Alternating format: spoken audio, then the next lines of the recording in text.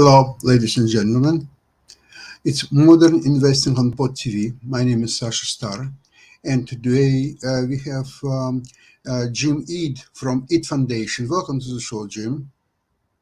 Hi, Sasha. Thanks for having me. And Mark Lee, who is producer on Pod TV, is welcome to join us and have his commentaries, questions, and whatever else he wants to add. So today we have another vote for the speaker, just ended a few minutes ago.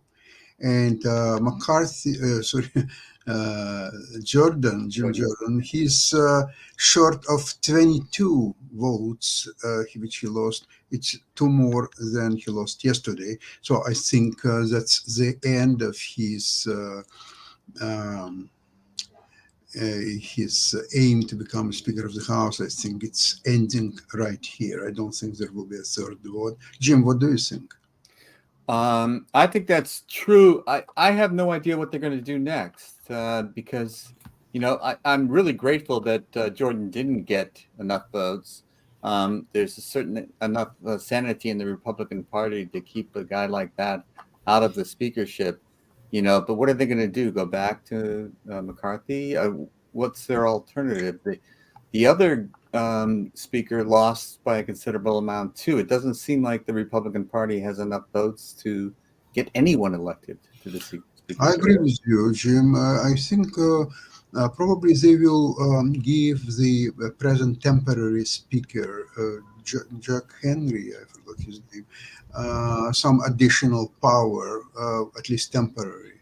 So the House would be able to function somehow. Because, That's what they're talking about doing, Sasha, because Patrick McHenry, who is that's part of the North Carolina representative, is the like you said, the temporary speaker, and there has Pro been temp. some push for having him be the permanent one, but apparently his camp is not all that interested in the position and all along those lines. So it'll be interesting to see, as y'all said, what happens and all in that kind of way. I mean, the Democrats have had a solid vote for Hakeem Jeffries, but we know that the Republican-controlled House probably won't approve of that either. So it'll be interesting. It'll be interesting to see that's how this plays out, because it may stay just kind of like in this limbo land for a little bit, and this kind of dishevel that is going on, because the Freedom Caucus definitely is a very vital and a very volatile group. That's the word I was looking for. They are volatile for sure, but it doesn't help them to elect speaker so far. That's true. And what was the reason we started with that? Because in investment world, the certainty is very helpful when you make investment decisions, and uncertainty is a worst enemy of Absolutely. meaningful investments. So this turmoil in speakership issue, there is incredible hot Israeli war is weighting heavily into the markets as well. Yes. I'm pretty sure of that. The Ukrainian war was sort of dismissed almost by the investment community because, okay, so there are two countries far away, Russia, Ukraine, they're fighting each other, so whatever it is. But Israel is somewhat a different story, especially as it ignites unrest on the streets of not only Arabic world or Muslim world, but also in Europe and even in the United States of America. There is a lot of uprising and quite horrific events are happening and so on. And Jim, I don't know if you're familiar with, probably you are, the Huntington's book, The Clash of Civilizations. Um, it could be that we are witnessing right now the unraveling of the fact that different civilizations, they can exist peacefully for so long, but not entirely. And there comes a moment that one civilization is organizing attack on the other civilization. And it could come to the issue that both of them, or maybe more than two, maybe even three, if you consider Russia as a separate country civilization. That's what Putin insists, that Russia is not part of any civilization structure. It is a country civilization just by itself. Now, China obviously is a separate civilization, so on. So we have several, like 5, maybe 6 different civilizations right now, and we have to. I read recently once again the Clash of Civilizations, and it was published at the same time when Fukuyama publishes The End of History with globalization ideas and so on. And now you can clearly see who is right and who is not. And I think that United States that facing a possible war against 2 nuclear powers like Russia and China at the same time, and don't forget North Korea. So there might be a situation when U.S. and NATO, in that matter, would have to face very powerful united enemies. And in that respect, I would mention that the U.S., as never before, has to increase its military capabilities, and that's why I would consider investment in Raytheon Technologies and Lockheed Martin and some other companies as a sound investment, because U.S. has no other way as to considerably increase its military might. Jim, what do you think about that? Well, I think, we can talk about the Pax Romana. That lasted for a very long time. So sometimes we get a little temporarily confused by how much time has passed in these situations. But we grew up, all of us, with the Cuban Missile Crisis right in our rearview mirror.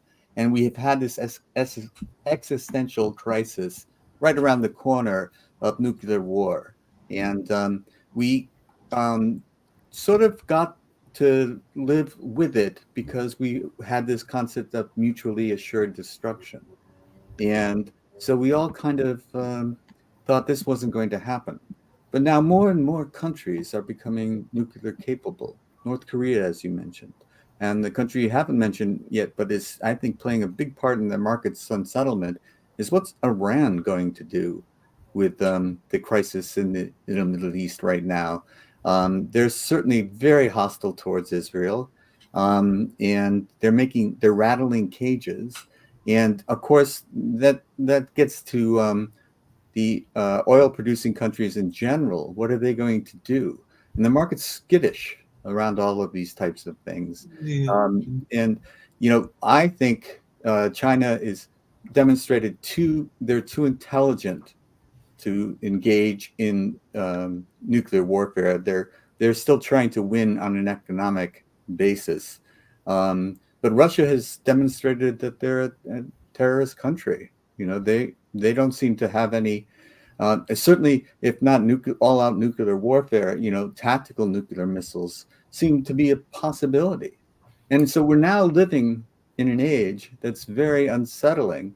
Pakistan, India, they seem to be capable of igniting some sort of a war that could consume who knows how much of the world. Both are nuclear countries. Yes, and there's so much hatred and division.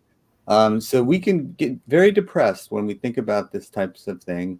And the more I've always believed in trading with everyone and you mutual economic interests, then you don't want to see that country destroyed if they're a good ally from you. So, Jim, are you subscribing to Fukuyama view on the world? I do tend to think of if you engage, you find out that the people aren't that different from one another. Yeah, Sasha and Jim, speaking of that and speaking of the impact of the economy and the impact of investments, I had mentioned this to you earlier show, Sasha, because I remember apartheid, but there have been other conversations. Even here in North Carolina, we had conversations with corporations when there was the infamous bathroom bill and a number of other things. But I am seeing a number of corporate heads, including the founder or one of the leaders of Estee Lauder that is pulling out of universities because of their stance or lack of stance on the attack on Israel. And I saw that at Harvard, one of the CEOs of Victoria's Secret has pulled out. So I was just wondering what our thoughts are about how a number of economic companies that are part of our economic engine are putting their checkbook where their mouth is because they are feeling that the university did not respond quickly enough in terms of commenting on the reaction of the students and everything. So Jim, that would is you like something to we're seeing more of. address? Yeah, I had dinner recently with one of the deans at Stanford University, and he expressed the same kind of concern that the initial reaction from Stanford wasn't strong enough. And of course, Stanford then came out with a second reaction, which was more to their liking.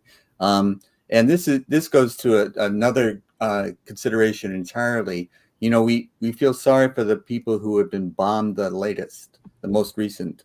And you know, when Israel was bombed, everyone was obviously, mourned their losses. And then when they see pictures of Palestinian children in hospitals, you know, in suffering, and then their hearts go out to them.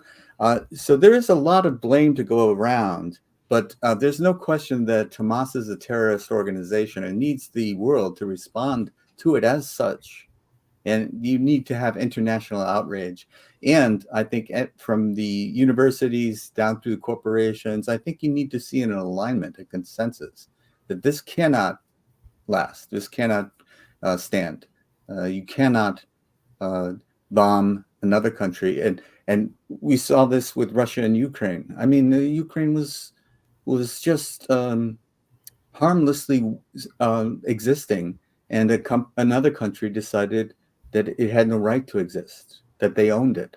Hey, And Jim, I guess my question, and this is for have both you and Sasha, is at what point do we say that it is strong enough? Because even Harvard president Claudine Gay had come out and says that her university rejects terrorism. That includes the barbaric atrocities perpetrated by Hamas. But then I guess the donors weren't feeling that that was strong enough a language, and all along those lines. And they were also feeling that maybe they need to step down on those students that might have been sympathetic to the Palestinian plight, as you just put it, and everything along those lines. So like I said, there's a number of these billionaires and millionaires that are putting their money where their pocket is, because like I said, there was a billionaire hedge fund manager, Bill Ackman, who called on Harvard to publish the names of the Harvard students who signed the letter saying that the Israeli apartheid regime is the only one to blame for the war, which cited Israeli violence against Palestinians over the past several years. So it seems like some of these folks that are in the elite want to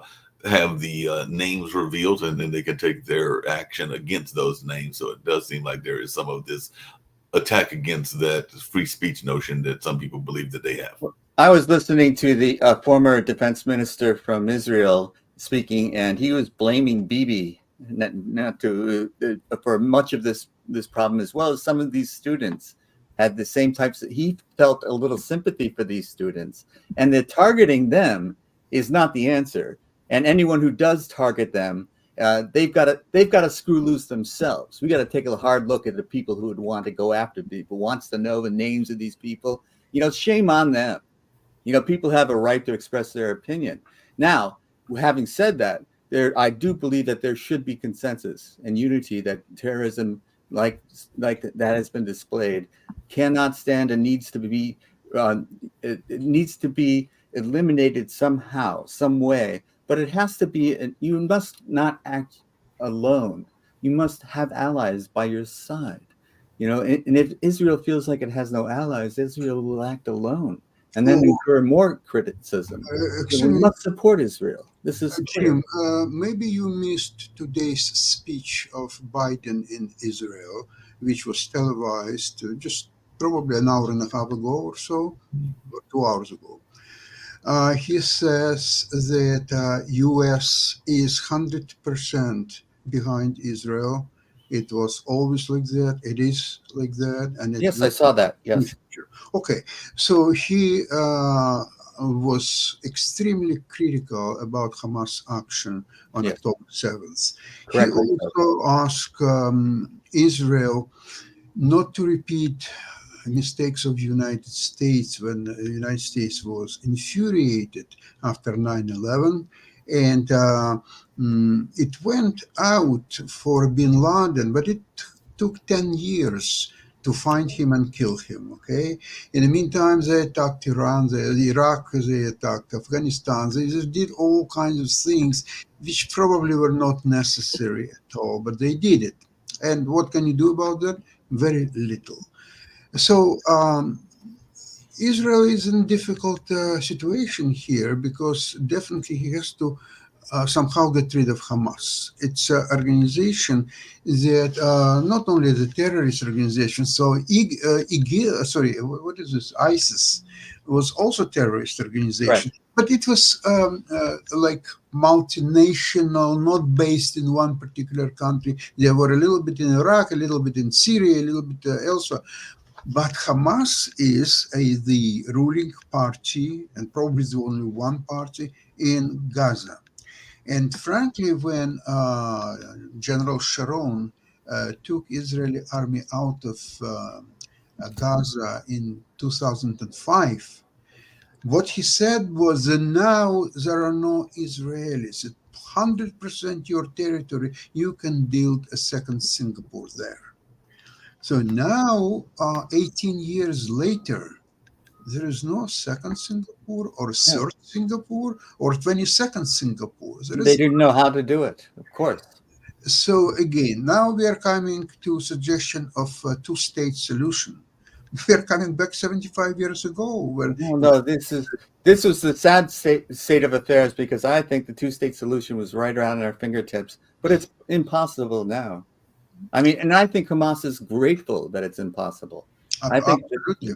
yeah, and they didn't want that two-state solution. You see, Jim, through Hamas in the last several years went hundreds of billions of dollars from United States, from Arab countries like Saudi Arabia and others, from Europe and so on.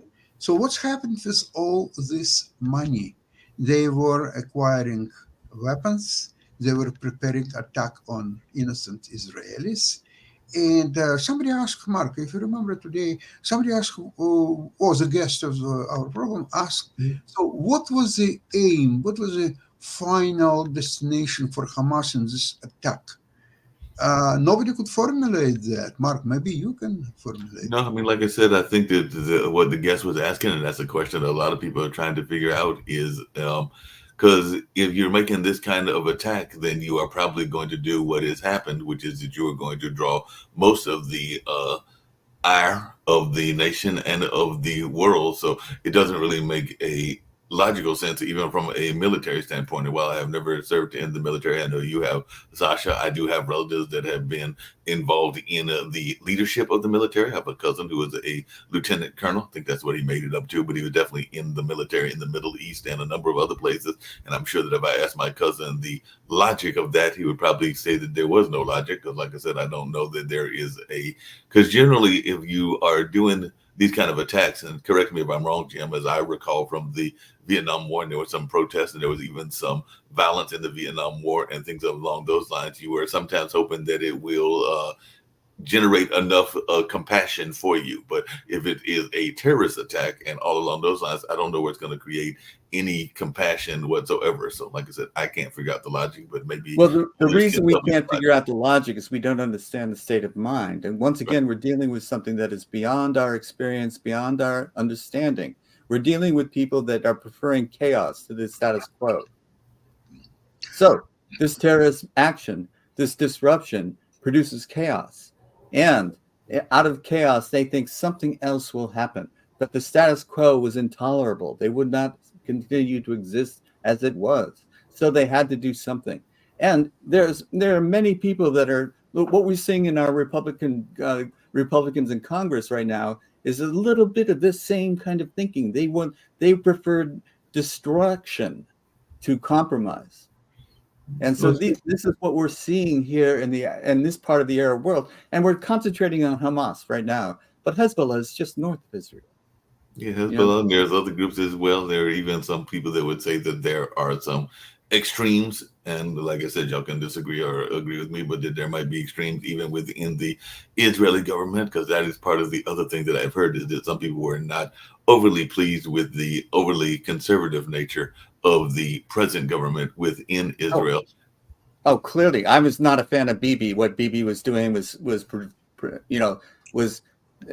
but I thought Israel was on the way to take care of that. They were going to get rid of him. They will. Bibi was doing a lot of things to hide his corruption, including trying to destroy the judicial system within. It was very anti-democratic. It Not will to be mention, taken care of after the end of the war. It will be taken care of. He will I lose think so. any election once the war is over. No, I But think right Right. now, Israel has no choices. But he was part of the problem. But that's not to say that it excuses the terrorist actions. No, it Of doesn't course excuse not. the terrorist act. I don't think anybody's excusing the terrorist act. Speaking of which, and I was going to get to another part of the economy, and it is actually coming here to the United States, but maybe y'all are experiencing it in Canada as well. I know it's definitely being experienced in California, but there is, because I know on our news show, Steve oftentimes talks about, as does Nick, the infrastructure, and we're already seeing that there was a major derailment in Colorado when folks are trying to figure out what caused those broken rails. I know that there were some highways that have collapsed over the last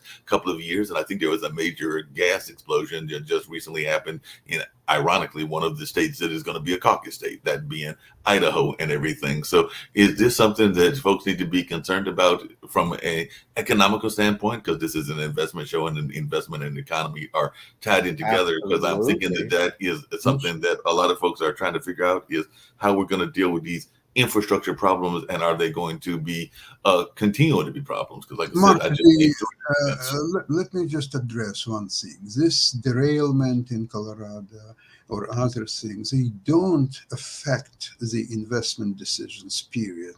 They are cases that are happening here and there in any country, some in Canada, sometimes something happens, or in Europe or somewhere else.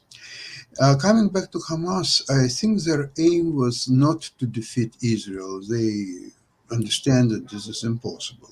What they wanted to create a picture perfect opportunity. It was a huge PR campaign. Who did make the pictures and spread them over social networks, everything, with this attack and killing Israeli civilians and beheading children and so on? Israelis did it? No, Hamas did.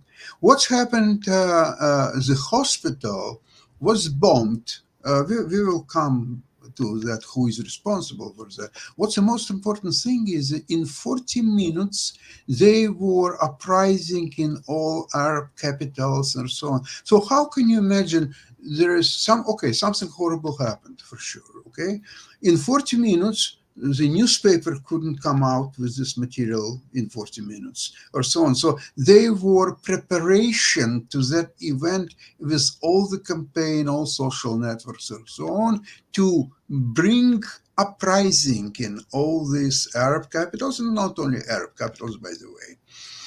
Now, situation, in my opinion, is that, first of all, there is already a report of Pentagon that it was a missile by Muslim organization Islamic Jihad, that they put out these missiles, and unfortunately it bombed right there in a parking lot of the hospital. That hospital was virtually unscathed. If it would be Israeli missile, it would come on the top of the hospital and it would go down with a huge crater or so on. So they shoot the pictures and show what happened once this jihad, Muslim Jihad or something, organization that they had. Now, interestingly enough, Hamas, 1 minute before that happened, they put information that they are bringing a huge missile that they never had before that can reach Haifa, which is the north of Israel,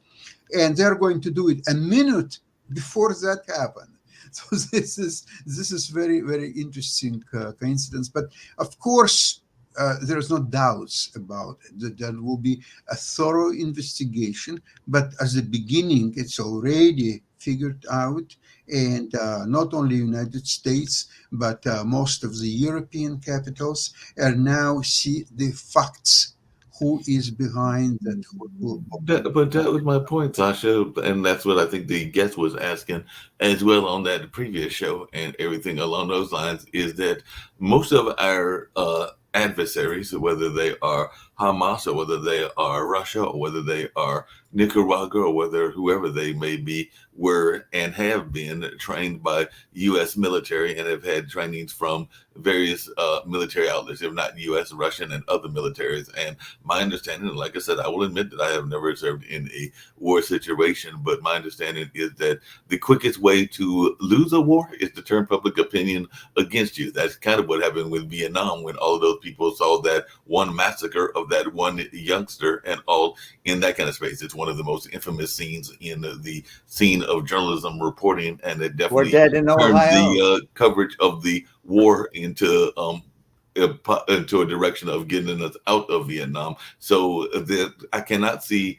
anybody that has been trained and is following any kind of training not realizing that showing that would be detrimental toward getting support, no matter whether it is support of your fellow Arabs or support of the world. So I'm finding it hard to wrap my head. And like I said, I don't understand. Well, Mark, I mentality think of some again people.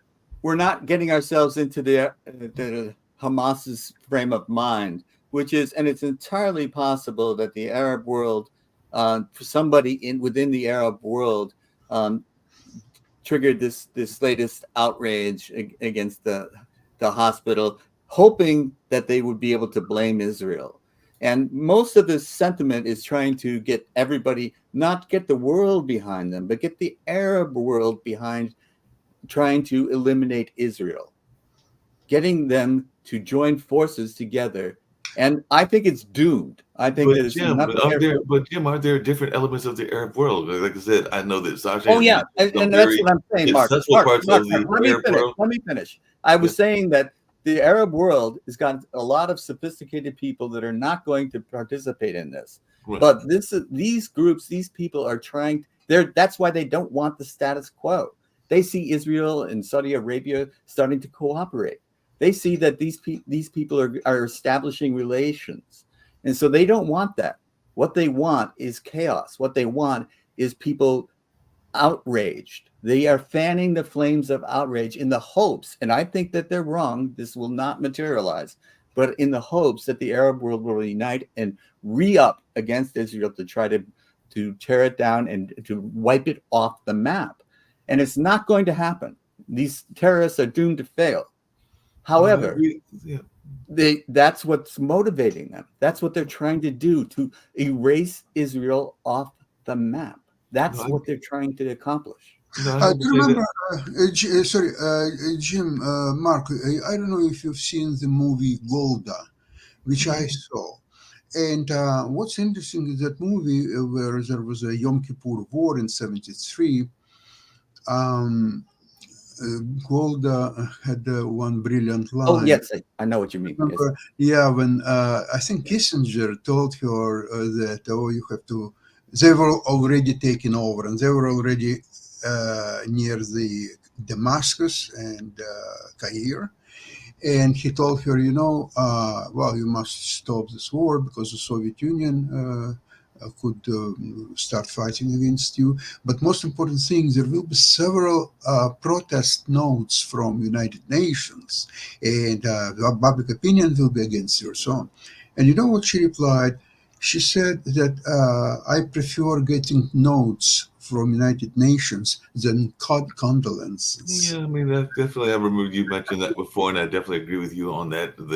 Rather than get notes and get condolences about a massacre and all along those lines. But to your other point that you made earlier, and while I can agree with you partially, I may slightly disagree with you because part of what I think, and this is just my opinion, is that while there are a number of things that are taken on a global community, and the global community is a very important community, all in that kind of space, there are a number of folks that will be concerned. And you say it's not an economical issue or an investment issue.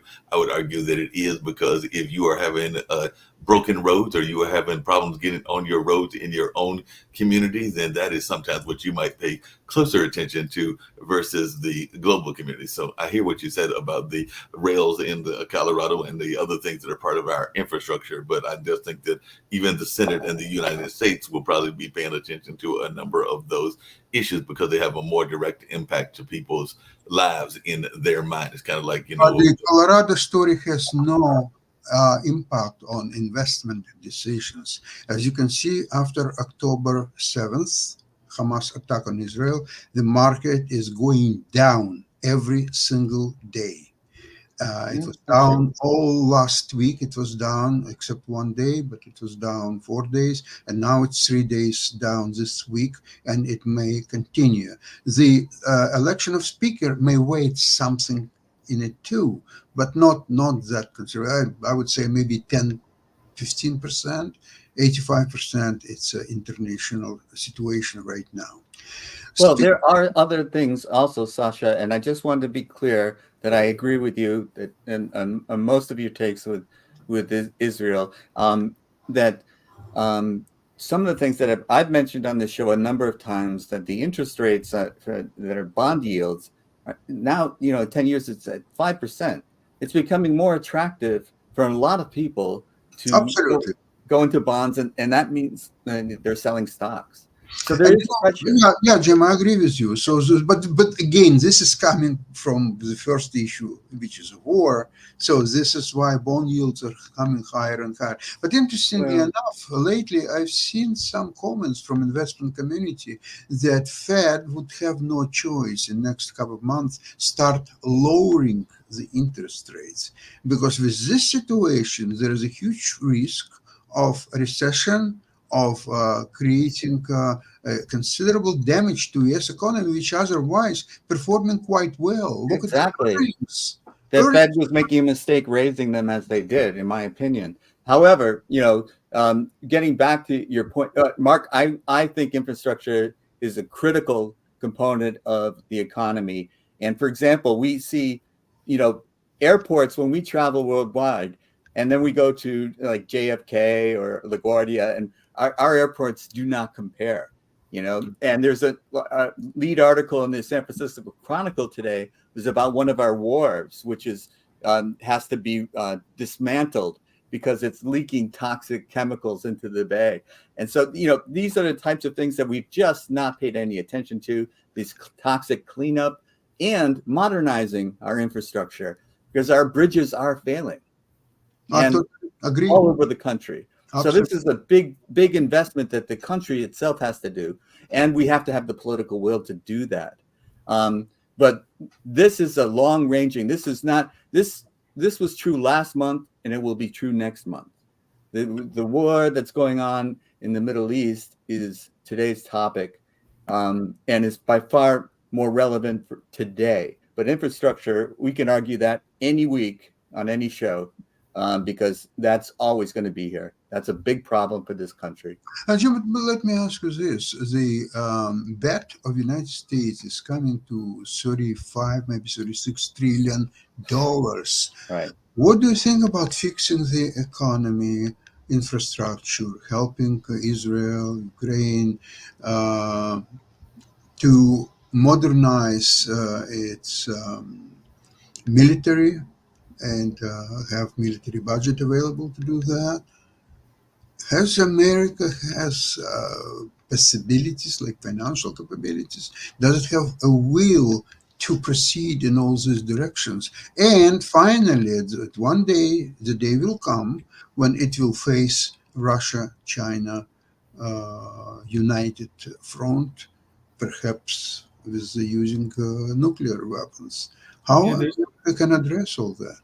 But there's another economic news that has maybe surprising folks, because it surprised me, and it definitely is something that came out during the pandemic. But apparently, because I know that you brought it up on this show and other shows, that notion that a lot of us cannot have $400 or whatever the figure is in the time of crisis, but apparently American household wealth jumped in the pandemic. So apparently there has been a rise in our wealth during the pandemic, and the mortgage demand has fallen to the lowest level since 1995 as interest rates have gone near 8%. So maybe we're heading to a better economy in the US than we are actually given credit for. Now, there are some industries that are in trouble. Like I'm seeing that United and Delta are having some troubles in the airline industry. And part of that, like you said, is because of the war in the Middle East and the higher price fuels and all along those lines. And Morgan Stanley profits dropped 9% after the investment banking slump. But it does look like there are some reports out there that some of the everyday citizens may be having more money than they had before, and that this has happened even during the time of the pandemic. So that might actually surprise some folks. So what are y'all's thoughts about this? Because it does look like this is something that might not have been expected, including those mortgage rates being down for the first time in many years. Yeah, I'll take a shot at that, Mark, and then I want to get back to what Sasha was talking about, the political will, which I think is a huge constraint on what can be done. However, I've been saying for a long time, there's a disconnect. People are saying the economy is bad, but I'm doing great. So people have been reporting that they're doing better than they have been, but they think they're negative about the overall economy. And both can't be true. We can't have all these people saying, I'm doing better than I was, but the economy is doing poorly. No, the economy is doing great. The economy has been doing amazingly well, considering the Fed has been ramping up interest rates. Because we've been predicting since the pandemic that we would, the only ability that we have to fight inflation is to raise the rates, and then it'll cause a recession. We haven't seen the recession because the productivity has been there, the jobs have been there, the wages have been growing. The economy has been doing fine, and the economy is not overheated. Now, in the past, an overheated economy can cause inflation, and raising interest rates can help with an overheated economy. But that wasn't the case. So this raising of rates has been nonsensical. It's not been helpful, and it's been potentially harmful, as Sasha was indicating. If they keep doing it, they can artificially create a recession that has no basis in fact. The economy was not going to crumble into a recession. It was still growing. And so the Fed needs to back off, get out of the picture. Let the economy just be the economy. It's doing fine. People are working. People are getting paid good wages. And corporations are making record profits. Look at the last job report last week, remember? That there were well over 300,000 new jobs created. Yeah, and they keep exceeding expectations. Absolutely. Right. So, but getting back to what you were saying, do we have the political will? We can't even summon the political will to have a Speaker of the House. How are we going to create the political will to tackle these things like infrastructure?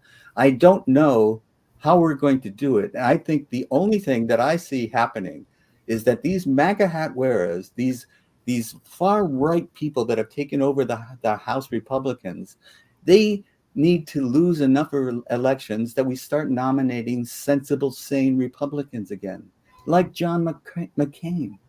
When they put him up for a president, that's a guy I could vote for. Where are the John McCains now? Yeah, but the MAGA camp would vote him out. The MAGA camp hated him.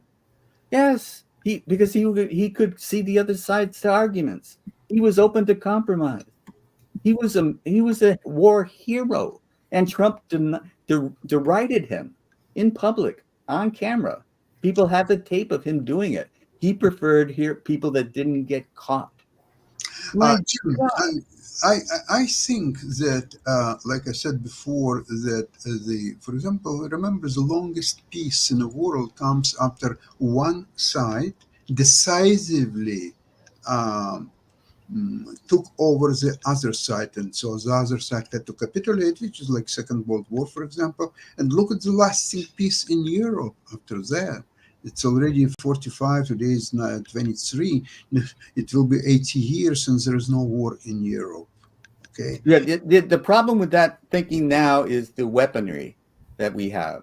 The decisive wars, we just can't afford to get into the wars. anymore because of the weaponry. Well, look at the United States. They just sent two carriers groups to Israel, and this just two groups they can obliterate a single country of anything in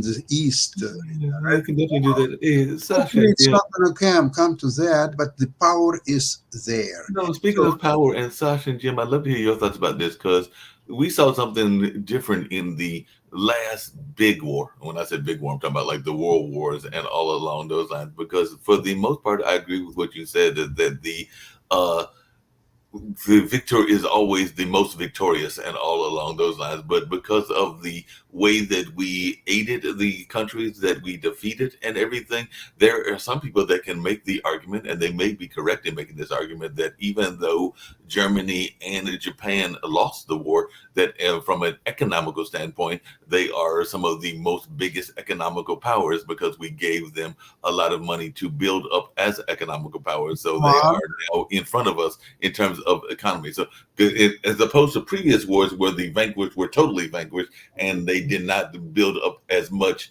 power, what is your response to that? Because that's an argument that I've heard from some of my associates in the academic world. If you allow me, I will respond to that. Please. The first stage, they had to capitulate, which was Germany and Japan, for different reasons perhaps, but they capitulated to the West, United States, European countries like England, Russia to a lesser degree, but then nevertheless. So first you capitulate. You have to denounce this horrible fascist regime. Once you did that, then you could get the help to rebuild your country, to create a justice society. And it's not happening with Hamas. It is not. The Palestinians, they are too weak to denounce Hamas and get them out of political life in Gaza, obviously.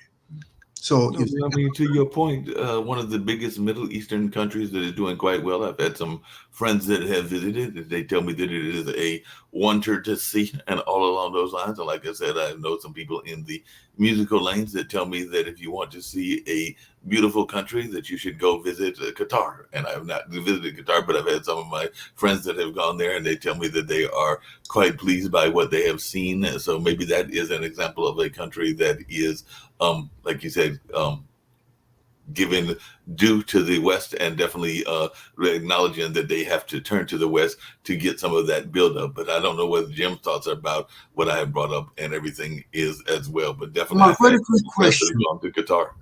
Is Qatar trying to destroy Israel and kill all the Jews? Have you heard about that? No, I don't think so. Say something. No, I didn't say that they were. I never said that they were a fan of Hamas or anything along those lines. I was just saying, and I think that Hamas is a terrorist organization. I've said that, and I'm not a big fan of Hamas. But I'm just saying that Qatar seems to be a country that is going the way that you are saying that Japan and Germany did, which is that they are building up their country within their region. They are still having some injustices as well, whether that's monarchy or whether that's some other unfairness that is going on in Qatar. So I'm not saying that this is a panacea. Why are you bringing Qatar to the issue of German and Japanese capitulation? What Qatar has to do with all that?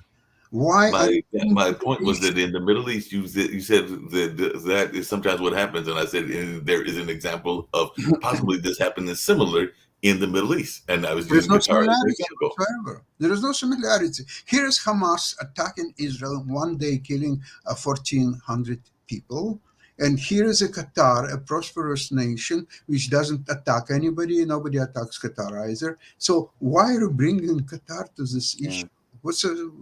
Well, Hamas has to go. Putin has to go. I said Hamas has to go, and I said Putin had to go. I don't think anybody has argued that point here at all. I think we all agree with those are terrorist organizations. I mean, as Stephen said, that AOC, who is a person on the squad and is considered more on the left than the MAGA side, has even said that the terrorist organizations have to go and all in that space. So, like I said, I'm just trying to understand, and the part that I was bringing was that that was the first time that I had ever heard of a side that had supposedly lost the war getting as much support as they did. And I agree that they had to denounce Nazism and denounce the leadership of the Emperor of Japan and things in that space in order Mark, to have that right. what's interesting is when Germans attacked England first, then Russia, then United States got involved in the war. Nobody worried about public opinion that the poor Germans are being killed. In Dresden, there were more people killed during air attack from England and U.S. than in Hiroshima in Japan. So let's not forget our history. There was No, a great deal hold a second, Jim, because he said nobody was worrying about the public opinion. But as I recall, there was a famous radio announcer. There was all kinds of conversations. I was not alive at the time, but I do study history, and I do remember that there was several famous folks that were in the outrage. As a matter of fact, that was part of the conversation around Josephine Baker and some of the other folks that were in the music category that had certain thoughts as well, and that was part of the Great Red Scare, even here in the United States, where some people were felt to believe too much on the side of Russia and everything. That was the whole McCarthyism. So I can't say that was not taking place. Now, we didn't have as much social media, and we didn't have. I didn't mention anything what you're just talking now for the last minute and a half. I said nothing about that. You're bringing different subjects from the air without addressing what I just said. What I said is that the Germans attacked first England, then Russia, then US got involved in the war.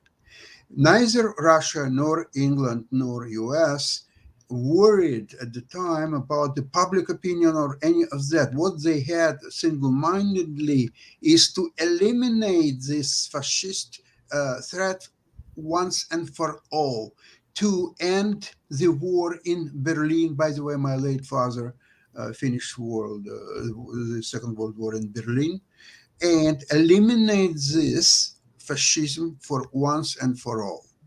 Now, let's not rewrite history here, because what we have to remember is, first off, Germany invaded Poland prior to this, and there was a great isolationist movement in the United States. They thought it was a European war. We didn't want to get involved. Agreed. It wasn't until Pearl Harbor that we changed our mind. But even prior to Pearl Harbor, U.S. helped England already. They were not engaged in the war directly, but they were helping England big time.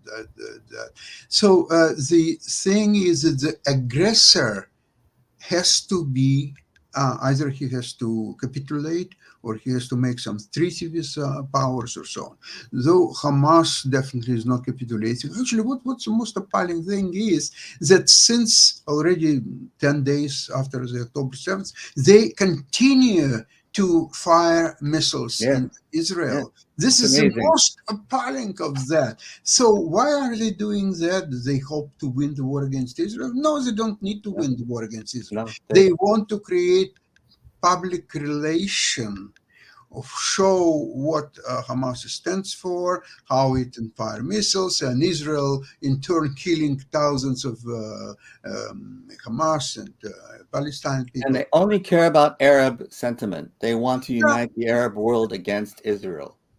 But to your point, Jim, that's what I'm saying, is that I don't see that it is necessarily uniting the Arab sentiment. And I do know some people that are of Arab descent, and a lot of them are upset at Hamas and have even publicly stated their. That's why I don't say that they're right in thinking that, Mark. I think they're wrong in thinking that, but that's their goal. They want to incite Arab outrage and unite Arab resistance against Israel. Their goal is to squash Israel, to wipe it off the face of the earth.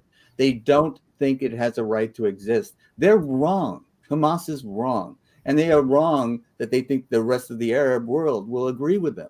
The rest of the Arab world, I would say more than 90% of the Arab world recognizes Israel has a right to exist and will do business with Israel and will have relations with Israel. Now, there are parts of the Arab world that do not, that agree with Hamas. And it's like lighting this match is Hamas's desperate attempt that there's enough gasoline that it will cause this vast explosion that will end up with just the Arabs in that land, and no more Jews. That's their goal. Jim, that goal was for the last 75 years since the existence of Israel. Now, Israel is in situation, actually, is one of the reasons why Israel exists and was approved to be independent country was exactly the Holocaust, which happened in Europe. And nobody gave a damn about the Holocaust. So people who live today in Israel, interestingly enough, I saw this movie about the trial of Eichmann. And what was interesting, there were several Holocaust survivors in Israel, and they were hidden their numbers and their arms from young Israelis, because young Israelis, they had an attitude, you were in concentration camp. How come you didn't fight? How come you agreed to be in concentration? And they really despised the Holocaust survivors until the Eichmann trial. Because what's happened during the Eichmann trial, it was taken completely apart, all the strategy of Germans during the Second World War, how they organized this concentration camp, how they were pursuing the Jews in Germany, many other countries, step by step, very slowly. It was all documented. And survivors of Holocaust, they found that it's agreed that it was not their fault that they were victims of Holocaust. So then they started they raised their hand, their faces, and they showed from that point on they were Holocaust survivors, and they were not sorry about it. So and hold their heads high. That's yes. Right. So today, they should definitely hold their heads high and everything. But isn't that part of what goes on? And I think that definitely, I can't remember which one. It was one of Jim's guests on his show and everything. But it doesn't matter which the side of the history is. A lot of times, the younger generation oftentimes doesn't give enough prudence and enough credit to what the other generations went through. I mean, we've seen that here even in America with some of our civil rights leaders that don't necessarily get the same respect from our youngsters as they might have had during the time of the civil rights struggle. I would imagine that there are some people in South Africa that are not the biggest fans of ANC now because they did not understand what ANC and Nelson Mandela were going through at that particular time and all along those lines. So unfortunately, our history lens is not always as clear as it should be, and sometimes our youth don't have as much of a understanding of the historical narrative. To your point of value, let me say this about our country right now: we have people on camera saying Jews will not replace us, marching in the streets, chanting that Jews will not replace us.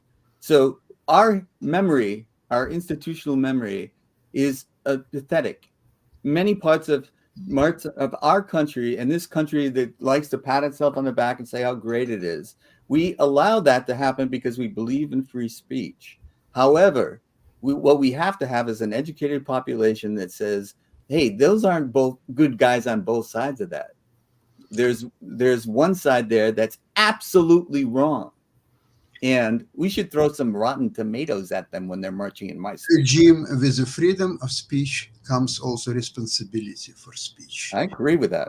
Absolutely. So the freedom of speech alone, without explanation exactly what it is, it's a hypocrisy. It's a leading people in completely wrong way. So you say today, I hate Jews. Okay, you said so. It's your freedom of speech. There comes responsibility. Oh, did you say you hate Jews, right? You said it publicly, right? Okay, be prepared to deal with consequences. So the man obviously had in mind, okay, I have freedom of speech, I hate Jews, so why can't I say it? Well, there are consequences. There is. I mean, well, I'm just going to throw a little bit of a different light on that and everything, but is it fair to also call out aspects of the community and including the Jewish community? And like I said, might as well call her my stepmom, since her and my dad have been together forever, is a member of the New York Jewish community, even though she currently lives in North Carolina. But even she will admit that there are some hard right and so what some people might call Zionist aspects of certain elements of the Jewish community, just like there are some Black nationalists that not everybody agrees with as well. So is it fair to call out those people in the same sense that you call out those that are anti-Semitic? So definitely I agree that you should call out anti-Semitic people anywhere that you can, but I also know that there are some people that have some staunch views, including some racist views that come from some of those communities as well. Mark, the truth of the matter is that all this talk about freedom of speech, the laissez society, permissiveness, all that stuff will be reevaluated, if not already, because with all the threats from international community, primarily Russia, China, Iran, North Korea, and there are several other actors who are hiding behind this. Gosh, they are all anti-American. No, I got that, but it's already being reevaluated because now, I look, know we're winding down the show. Mark, I cannot talk over you. You have a very good microphone, and I cannot do that. Well, like I said, it's not that good a microphone. It's a microphone on my computer. But if you say it's a good microphone versus yours, that's a whole nother matter and everything. But the only thing I was going to add really quickly, I just have a good voice and all in that space, is that you said that it would be, you said it would be the best voice on the best voice wins. TV. We surrender. Number one by far. Well, the only thing I was going to add to your point, and y'all can agree or disagree, but apparently, just like you said, these voices will come to a forefront or not come to a forefront, and everything is. There is a popular magazine, and it comes to the space of education called Scholastics Magazine, and apparently they are getting ready to separate their books on race, gender, and sexuality because they're in the middle of their book fair. So, like you said, there's these silos that are trying to take place. So even a popular magazine that's been around forever. I don't know how long, Jim. Scholastic Magazine has been around for at least 100 years and everything. And now they're going to start dividing these books based on these silos. So it looks like we're going into that silo conversation that you were saying we may be heading to. It's a pendulum that swings, and unfortunately, it's swinging in what I think is the wrong direction. But what we do with freedom of speech, which I'm a firm advocate of, but we also cannot threaten. That's not free speech. There are limits. You can't shout fire in a crowded theater. There are limits to what you can and cannot say. Now, if you voice an opinion that is not threatening, that's okay. But when you make threats that cause people to take up arms and storm the Capitol, for example, then you get called onto trial. You get indicted, and you suffer the consequences of your remarks through the system of justice that we have in place. This is how it's supposed to work. Whether it works that way or not in practice is another matter. And we'll see. By the way, very interesting fact, which I went through different sources of internet today, and a lot of politicians, including Republicans, they were appalled of the Jordan's record as the election denier. And they were asking how the election denier can be elected to the third most powerful position in the United States. How is that? It's insane, isn't it? I don't think you could write this script and sell it in Hollywood. Well, we can try to sell it with the gentleman that had on it earlier. He is a movie producer and all along those lines. So maybe we'll reach out to Mr. Stephan and see if he's available to make this into a movie since he has got his own movie studio and all along those lines. So maybe that's the solution, and we'll see if Stephan. I don't believe in the peaceful transfer of power, but I want to be president. You want to play the president in the role? I can see you playing the president, and all along you'll be a great president. But you got some competition because, as Sasha knows, because we do our World Politics show, Adam Lambarello is already campaigning for the president's office as he, of course, leads. If nominated, I would not. Said several times that he wants to be president by 2028. I believe is what he has said, Sasha, if I remember correctly. But he said actually, when that was the moment yesterday on the show, Jim. Too bad you missed yesterday's show at 5:00. There was a moment for I don't know 10-15 minutes at the beginning of the show, Mark. If you remember, there were no one else, just two of us. Me and Mark and Adam. And I asked Adam a question. Adam, as a good student of history, you know that this world, Palestina, it's not Arabic world. It's not a Jewish word, no. It's an Italian word, Palestina. And who invented that for this territory? Romans, who took over this territory.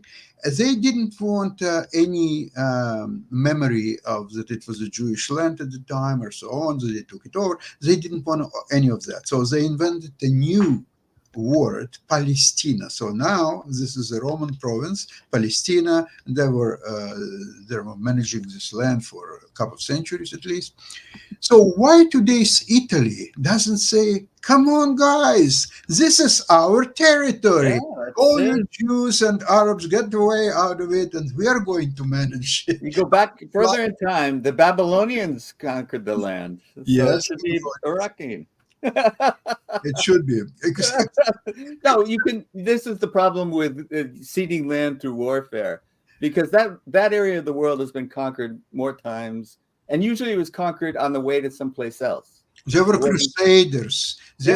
Everybody was coming from someplace else to go conquer somewhere else, and they conquered that land. That land in particular wasn't that valuable. Although in Elam, the country just south of Israel during those times, that's where Solomon's mines were. They were copper mines. We all think they were gold mines, but they were copper. Copper was very valuable in those days. So, there was some value to the land, but not that much. Usually they were conquering, they were trying to get into Egypt, or they were trying to go further north, or people were coming from the north down to fight somebody else. But you go back to beyond the Israelites, there weren't any. You go to the Babylonians, the Hittites, the Assyrians. Everybody was conquering everybody. So you can't go back to a point and say this land is our land. But internationally, we agreed that this land was Jewish land in Israel, and they were boundaries that were established. And we have to, as a world, respect those boundaries. And anyone who says that doesn't have a right to exist is violation of international agreements and is counter to the world peace that we have established the United Nations and joined the United Nations to enforce. So everybody that is part of the United Nations should enforce the security of the Israeli borders. By the way, interestingly enough, today, the head of United Nations, Guterres, and the head of European Union, Bartel, they did not confirm that it was Israel's fault in this bombing of hospital in Gaza. They did not. And even Putin, on a meeting with Emperor Xi, he was very careful, saying that, yes, it's a tragedy or so on, but he fell short of condemning Israel about this bombing. So these people who are demonstrating on Arabic capitals, Europe, campuses of United States, they have to know the truth. They have to stop by 40 minutes after that happened. They're on the streets. That's Israel. Do this, do that. No, that's not the way today. You have to first understand and know all the facts, what's happened, and only then you can go on the streets. And by the way, Mark, what I was trying to say, but I can't fight with your microphone, I wanted to say that there were a lot of anti-Jewish demonstrations in capitals of Europe, including Paris, including Germany cities, and not only Paris, but several others. Few people were killed, including a teacher in school who was knifed by young police protester, or whoever you want to call him. What's interesting is that the situation in the world, if you compare it to, say, 12 years ago, when Angela Merkel had this policy to bring as many immigrants as possible from Algeria and Tunisia and from Iraq and from elsewhere, that policy has been stopped. That's one reason why United Kingdom left European Union, because they didn't want to go along with all the bring us Tunisians and Moroccans and Iraqs and other people. So they left European Union. And now European Union itself is coming to reality that we have a different civilizations, and But people gosh, from how long does one that thing live? civilization cannot be transplanted so easily and become members of different civilizations. They will continue to talk to their kids and grandchildren and say, oh, we are oppressed, oh, we are this and we are that. The refugees, when you take in refugees, okay, refugee can be one generation. Their kids already have to be absorbed in society and become worthwhile members of this new society. And most of the Muslims in European countries and probably in US, they are living in their communities. They don't even bother to learn the languages of a country, and they are infesting, especially because they have many kids, 8 kids, 10 kids, 12 kids, or whatever, and they Well, I can't let that go unchallenged. You know, the United States is a country of assimilation, and it is a country that has always welcomed people to our shores. And we expect, you know, we have little Italy and little China in New York City. You know, Little India there's right here in natural North Carolina. tendency for people to stay around what they're familiar with, so that they honor the same holidays. You know, this is that's natural, fine. it's normal. Same in Canada. But yeah, we expect people to assimilate and No, to it's okay. yeah, and they do for the most part. This has happened over and over again, and they've been productive members of our society. They have done so much for this country. To say that when they're not welcome now is a bad way to think, because we must welcome them. But there are numbers now that we're not comfortable dealing with because we didn't expect that to handle this, and we're not equipped to handle this. So what we should be doing is thinking about how can we ramp up what we have to assimilate more. Jim, And you like to take cruises in Europe. I do. You do. Have you been lately in Marseille? Marcel, no, I have not. Okay. I was in Marseille a few years ago. Jim, we went on a shore, and 20 minutes later, we were back on a ship. It's a scary place when you have 85, 90% of the people on the streets are Muslims, and they're looking at you as an enemy, that they are willing to almost jump at you. So you are retreating, and very quickly to your cruise ship. It's impossible to be there on the streets. I don't know about other South France cities, like, okay, Nizza, where I was. Gosh, I have to And ask you. I can't let that. they're I okay. can't let that go either. Marseille Did is you horrible. go in there with a certain bias and a certain stereotype? Because that's what it sounds like. I mean, I've definitely not done as much world traveling, but I definitely traveled around the United States, including going to some areas that might be more Muslim oriented and all in that space. So did you go in with a certain mindset? And we also have to remember that the Muslim community is very divided in and of itself. I mean, there's the Sunnis, the Shiites, there's the American Muslims, there's a number of parts of the Muslim community. So to just say Muslim as if it is a one unified group is a misconception as well and everything, because there is definitely variations of the Islamic community, just like there are variations of the Christian community. And I can attest that Parisians don't like Americans. When I pay with American Express, I get nasty looks. Absolutely. Although I think that French also have American Express. In Canada, American Express is very popular card. There are definitely differentiations that exist and everything. I just was, as I was, y'all were talking, I was looking up something I did not realize, and maybe other people didn't realize it either, but Israel is mentioned in the Bible, I think, several thousand times, but apparently it's a word that means violent. So apparently Hamas is also mentioned in the Bible. So some of those that are more into the whole notion of prophecy and all along those lines, they may be thinking that this is a sign of the end of times. And I'm not saying that they're right or wrong, because the last time I checked, the Bible itself says that nobody will know the time or the place that the second coming takes place in, all I along thought those Jerry lines. Falwell knew. Huh? I thought Jerry Falwell knew. He told us. Well, But there's a couple of those that knew, and some of them were wrong. Then Billy, and nobody's been right so far. yeah, Orwell, not The Orwell. dates keep changing. The They did dates a keep changing. miscalculation. It was one of those that made a prediction that if he was Oral Roberts, that's who I was trying to think about. He made a Oral Roberts prediction is that another one. if he was that if it didn't happen on a certain day that he would get called to home. He did get called to home, but it was called to home much later. But it wasn't at the time that he made that prediction because he was predicting a particular date, and like I said, the date came and the date left. And Jerry Falwell said if it wasn't when he was alive, it was when his sons were alive. Jim, maybe I missed it, but have you heard condemnation of the October 7th attack from the Roman Pope? Oh gosh, I have not tracked that.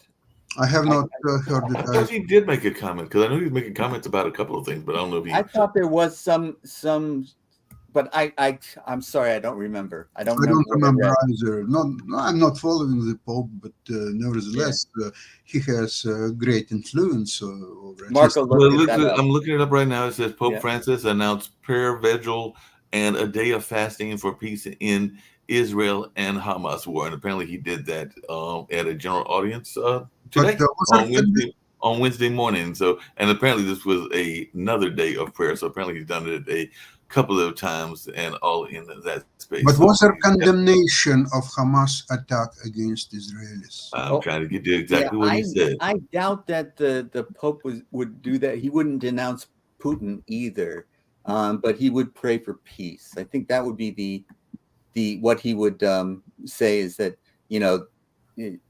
peace for all.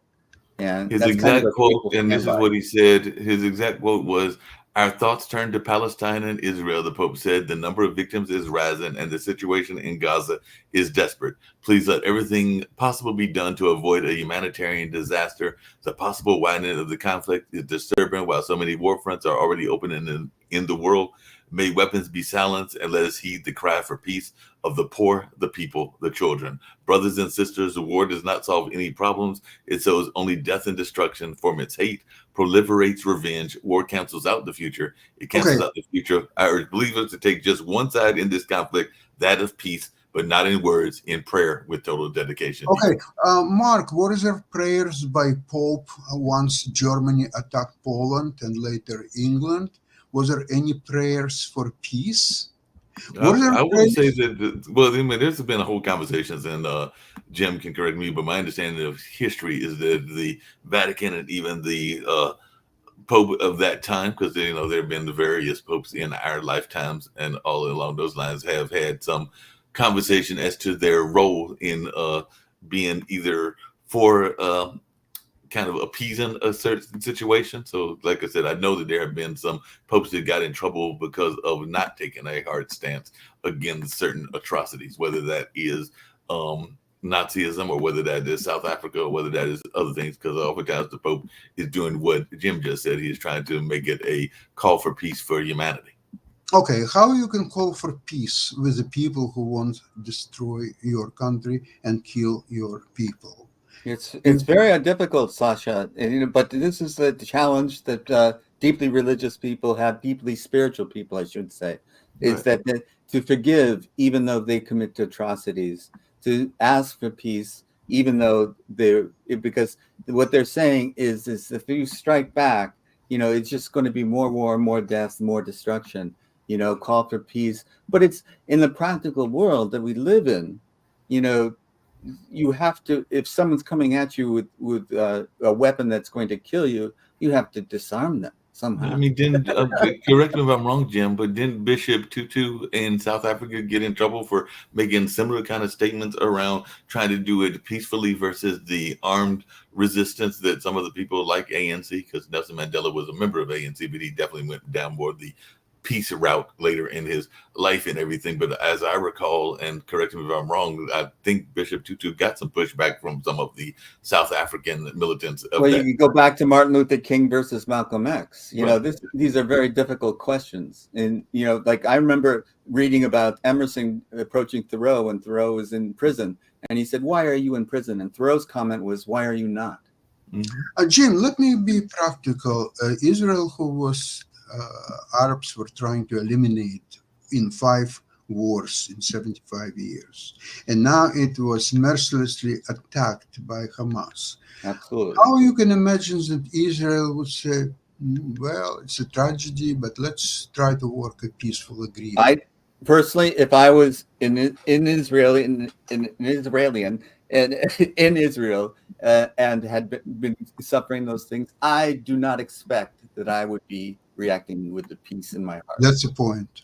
That's Yeah, the but point. I mean, on the flip side of that, I know we're winding down and getting ready to end. I imagine, because it's been going on for so long, that there are members of the Palestinian community and the Muslim communities that might argue that they have been suppressed in certain ways as well, and that might be the reason that they lash out in the ways that they lash out. And I'm not saying that I am in favor of that, but I can also see that if you are, Absolutely right, Mark. Mark, I mean, see, I would understand what you say. It would be correct if Israel would be attacked by Hamas, Hezbollah, Qatar, Saudi Arabia, Egypt, and all these countries. I would understand that.